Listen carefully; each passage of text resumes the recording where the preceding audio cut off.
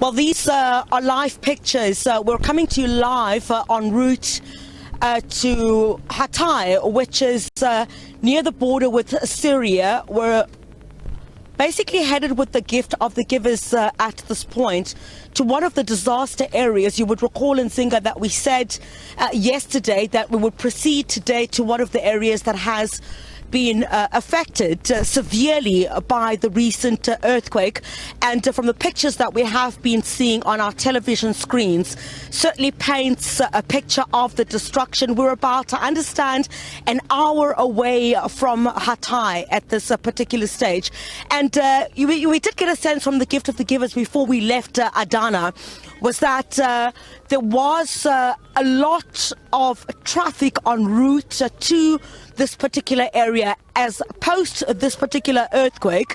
The traffic leading towards that particular area, emergency services and perhaps aid that is also headed to that particular area has been massively delayed as a result of the roads that have been affected going to this particular area. You will right here in front of my colleague Mangoba Nkosi showing you those visuals. We're basically gridlocked at this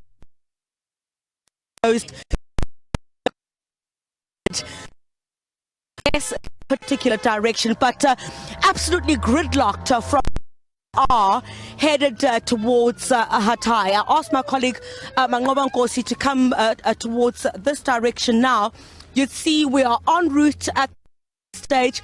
Once we arrive there, this is the first point at which the gift of the givers will start at in terms of the humanitarian assistance that it will provide. I'm going to bring in now Dr. Kasim Barrett from the gift of the givers. Dr. Barrett, thank you very much for your time. I really appreciate it. Look, you did forewarn us that it might be a longer journey than would be expected as a result of the roads, some of them being affected, en route to Hatay, which is one of the areas that has been devastated by this earthquake. Yes, we're on our way to Hatay, as you've said.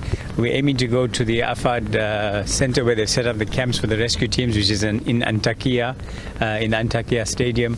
So that's the plan. As we've just passed Iskenderun, where they had a fire at the port, and this is the traffic. I believe I've heard that government has opened the roads to civilians, so maybe that's one of the reasons since last night that there's increased traffic.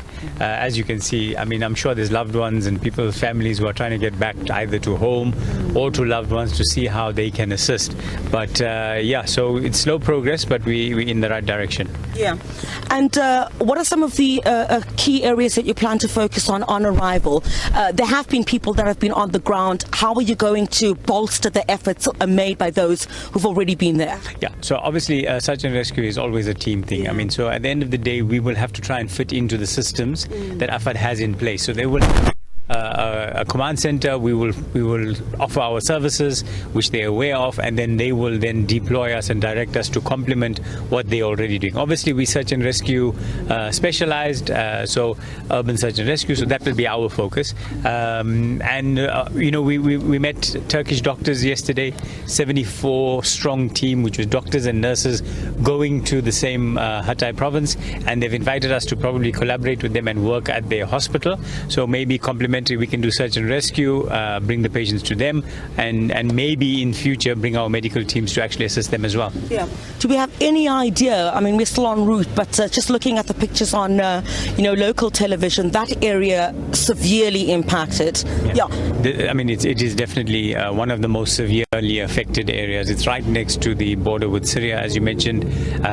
So it's close to the epicenter as well. So we're expecting significant damage. And very long hours. So your team, obviously, you're providing that moral support to everyone who's been there. It's going to be a grueling next couple of days indeed. Definitely. I think, this is for us, it's just over 48 hours since we left South Africa. People are running on adrenaline. Team members are running on adrenaline. Time like this, sometimes you're stuck in traffic, you got a bit of time to catch up on a bit of rest, refocus your mind, your thoughts, the reason why you're here. Remember your loved ones and how privileged we are to have them safe at home.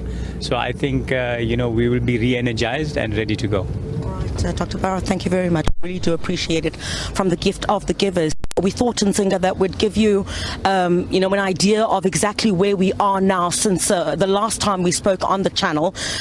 We're a bit delayed now to this area where we're expecting to experience massive devastation. You heard Dr. Barrett there indicate that this area that we're going to is one of the severely impacted areas.